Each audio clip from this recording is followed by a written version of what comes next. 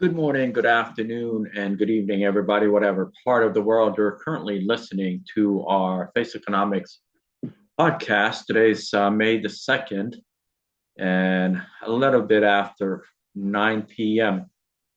on a Saturday. Um, Wanted to touch base with you for a short period. I'm just going to talk a little bit about some of the things that I've discussed when I was doing my video blog regarding artificial intelligence basically being weaponized. Also, the upcoming anniversary of America, the 250th anniversary of the country, and why I oppose any form of royalty, monarchy, or elitism participating in our 250th anniversary as an independent state. Virginia was a commonwealth, one of the very first state to be colonized by the crown and ultimately the country. So I did talk about why I don't feel it would be necessary for any monarchy or principalities or special elite class anywhere from whatever part of the world to participate, because this is our celebration as an independent country. It's an independent people, and we are just not going to bow down to anyone that does not warrant our respect. Because guess what, folks? Every single Americans, okay, work hard. We bust our behind to contribute to the society, and we do our very best to increase the capacity of our state and country. Why would we want to bow down to people that feel that it's their right and privilege to have peasants? So that's, or subjects. Maybe peasants is a little too strong of a word. Subjects. Okay. So with this said, let's kick it off with artificial intelligence being weaponized in the global marketplace, not just in one country, but global marketplace. These are platforms that utilize artificial intelligence. Typical culprits, basically the giants, the social media giants, are basically targeting the population based off of their education, their purchasing, I guess, characteristics, their political opinions and ideologies, um, and even their schools that they decide to attend. Okay. Artificial intelligence is being weaponized against the public. It's going against the individual consumer. It's going against free thinkers. It's going against those that don't comply just because people tell them to comply without providing any solid reason for any form of logic for them to comply.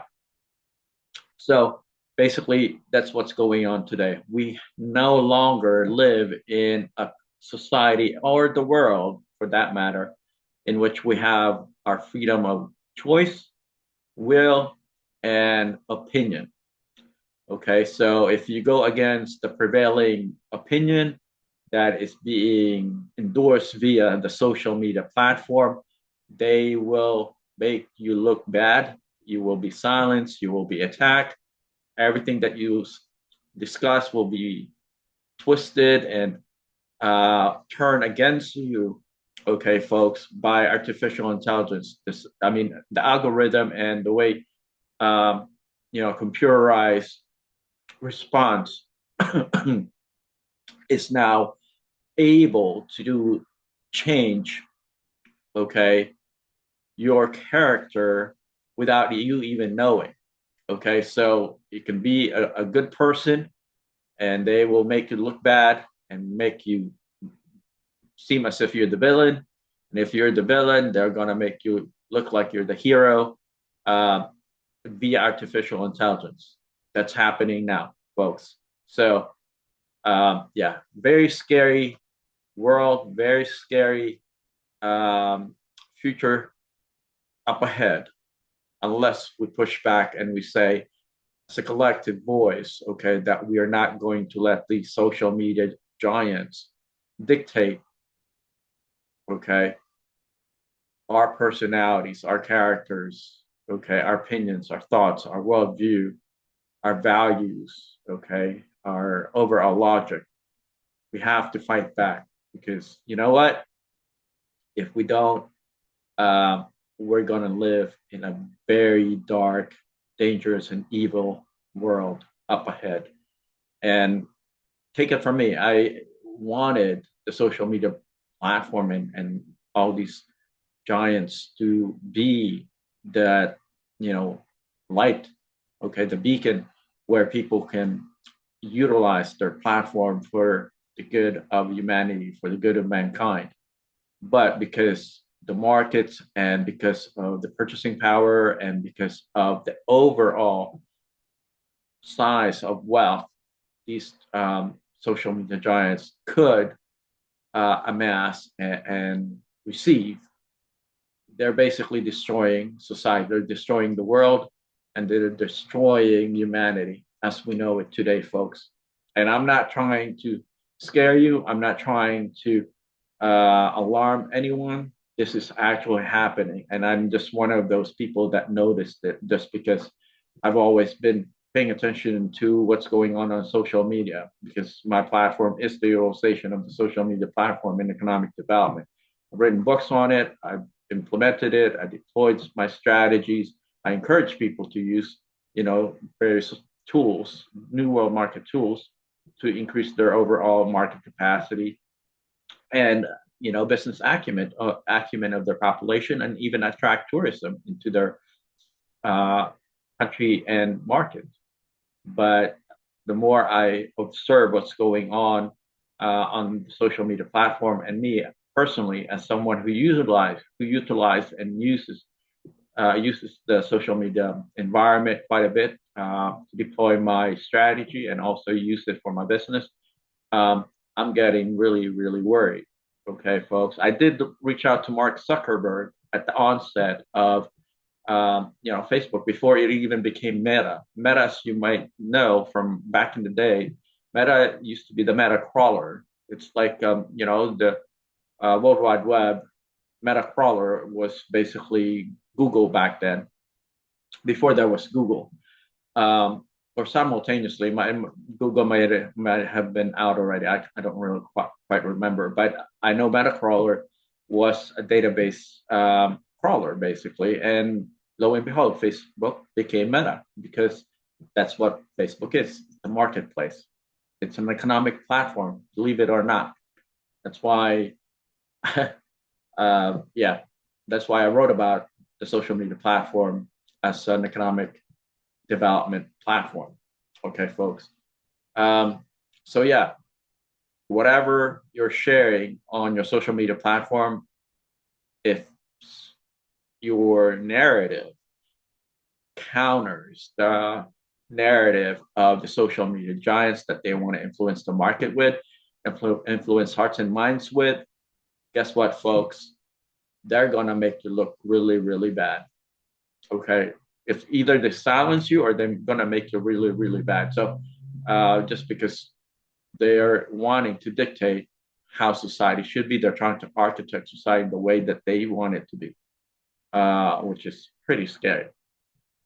So with that said, let me jump on to our upcoming Independence Day celebration, the 250th anniversary of America, and why I feel celebrating our independence with any form of royalty, monarchy, or elite personalities would be basically, you know, um, disrespecting the legacy of those that went before us to separate us from the nefarious, evil, corrupt, and very problematic agenda of a monarchy, royalty, or elitism within a society.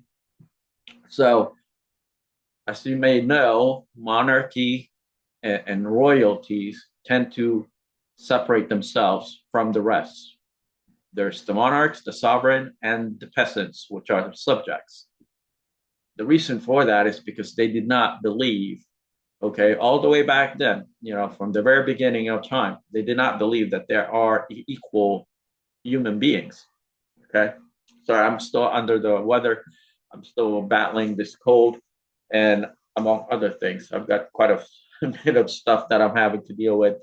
I apologize if you hear me sniffing or um, trying to scratch my nose, uh, just because I have a little bit of congestion right now.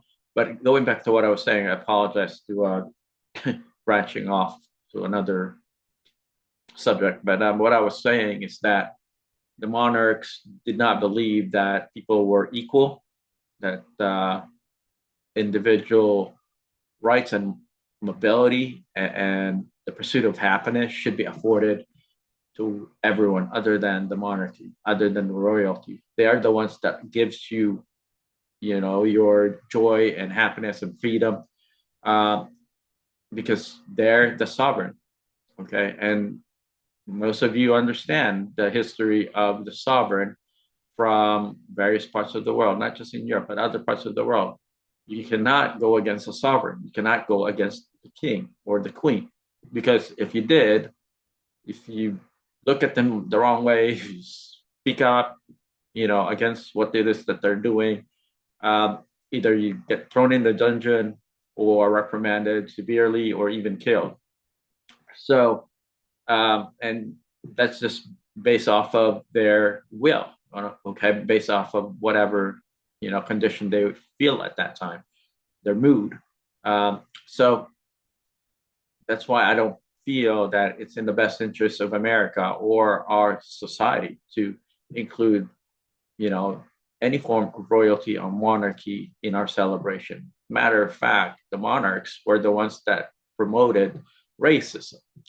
Either you're a race that is on top of the class of races or you don't belong. Okay, so there was a separation of races that was pretty much endorsed by all these kingdoms and principalities and monarchies and royalties. Because if you're not within that ethnic group, or if you're not a part of their family circle, you're an inferior human being, or maybe not even seen as a human being. You're basically a subject. Okay, you work, you pay taxes, and you basically serve um, at the will of the monarch. Okay, that's just how it is. That's how the model is supposed to be. They're at the top, glass ceiling. You're at the bottom, and you'll never be able to break through that glass ceiling because you're never gonna be a sovereign. Okay, so is that really the kind of message and role model that we want to endorse when we declared independence? No, we declared independence because we didn't want to pay tax without representation. We declared independence because we were getting gouged by the monarchy. They're taking our wealth and our freedom and everything else uh, because we were under their authority at that time. Okay, and that's why many of the Western Europeans, uh, mainly from Britain, that came to the U.S. and separated the Puritans, the Pilgrims, all these people that wanted religious freedom. You know what? They left. They left the kingdom, the United Kingdom. Okay, and so did other, people from other parts of Western Europe, and decided to help start their lives and colonize America. Okay, so yeah, that's something that I just wanted to share with the public, just because, look, I've been a student of history. I love learning about the monarchy. I love learning about, civilizations back in the days. I enjoy the arts. I love the culture, everything about, you know, um, kingdoms. of this world sparked my interest. It's just something that I've always wanted to learn about. And I mean, I'm a fan of government. I'm a fan of, social development, economic development. I love building. I love creating wealth. I love building, countries and their capacity. Okay. But I do not believe that in the year 2026 that there should be any monarchs on this planet, that there should be royals on this planet. We all have to work. We all have to contribute. Excuse me, contribute. We all have to respect each other regardless of background, ethnicity, or whatever. Purchasing power, education, you know, respect each other. That's what it's all about. You don't just respect people because they're called monarchs or royalty. You respect everyone. Okay, folks.